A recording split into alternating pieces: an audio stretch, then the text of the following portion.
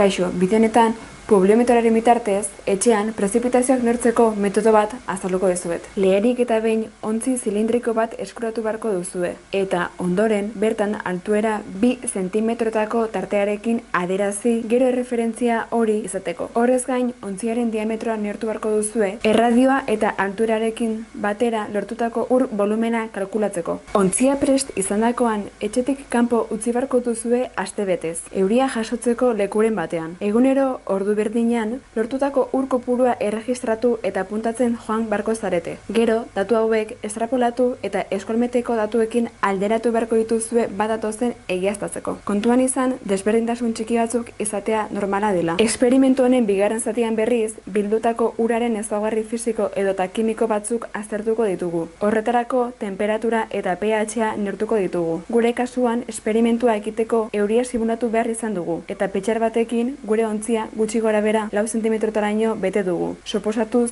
astenetan zehar euri ur kopuru hori lortu dugula. Orain ur horren temperatura neurtuko dugu. Termometro normal baten bidez. Neur daiteke, baina gure kasuan teknologia eta datu bilketa lantzeko termometro inalanbrikoa erabiliko dugu. Informazioa zuzenean tabletara eta grafikotara bidaltzeko. Termometroa publiometroan sartu eta temperatura neurtzen hasiko gara. Pantailan ikus dezakezue temperatura marra baten bitartez aireazita ageri dela. Kasu honetan lerroa horizontala da, temperatura egonkor baitago.